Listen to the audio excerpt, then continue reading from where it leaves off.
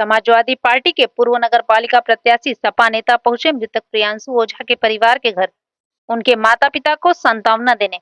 उन्होंने कहा कि क्या प्रियांशु ओझा का अपराध यही है कि प्रियांशु विपक्ष की समाजवादी पार्टी से जुड़ा हुआ था या वह गरीब ब्राह्मण है। प्रियांशु ओझा हत्याकांड में उन्होंने शासन प्रशासन से मांग की कि हत्याकांड के दोषियों पर सख्त से सख्त कार्रवाई की जानी चाहिए। एक्सप्रेस न्यूज से गुड्डू खान की रिपोर्ट। क्या कहना चाहेंगे, क्या स्थिति है? कि देखिए, जिस तरीके से एक दुर्दांत हत्या हुई है, एक नौजवान की दुर्दांत हत्या हुई है, और उस दुर्दांत हत्या, मुझे नहीं लगता कि मिर्जापुर में पिछले कुछ दिनों में ऐसी कोई दुर्दांत हत्याएं सामने आई हैं।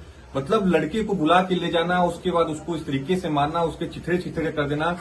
हम लोग जब मौके पे गए थे तो मांस के टुकड़े अलग अलग पड़े थे। उस दीवार पर अगर कोई जाके देखे तो 15 फीट ऊंचाई तक खून का छिट्टा पड़ा हुआ है।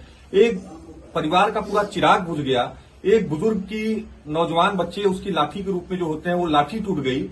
और आज यहाँ शासन प्रशासन की मंशा देखने को जो मिल रही है, आज यही अपराधी मुझे कहने में कोई गुरेज नहीं है कि गलती से अगर यादव होता, मुसलमान होता, ब्राह्मण होता, तो आज शासन प्रशासन का रवैया क्या होता, आज जनप्रतिनिधियों का रवैया क्या होता। आज जनप्रतिनिधि 72 घंटे बीत गए, यहाँ मिर्जापुर का कोई भी जनप्रतिनिधि इनके दरवाजे तक नहीं आया है। 100 मीटर दूर यहाँ से विधायक जी का कार्यालय है, 200 मीटर दूर पे नगर पालिका अध्यक्ष का आवास है।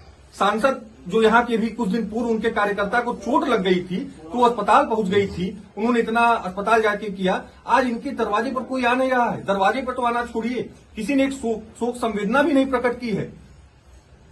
मतलब क्या कहा जाए, अब लोग जात बिरादरी देखकर लोगों को सांत्वना देंगे क्या? अब इस मिर्जापुर में, इस प्रदेश में यही रह गया कि लोग जात बिरादरी देखकर सांत्वना दे रहे हैं। पुलिस कार्रवाई, अपराधी का अपराध देखकर उसको सजा नहीं सुनाई जा रही है, अपराधी की जात देखकर सजा सुनाई जा रही है।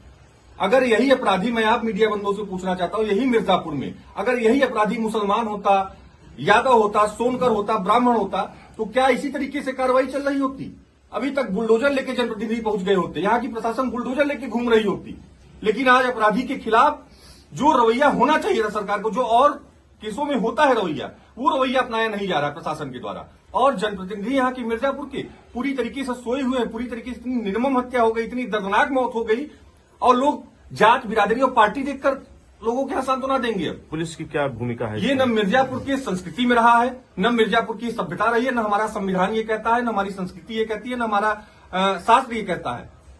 लेकिन तीनों चीजों के विरुद्ध आज जनप्रतिनिधियों का रवैया है। इस बूढ़े बाप का कोई सांत्वना देने कोई जनप्रतिनिधि यहाँ का नहीं आ रहा है।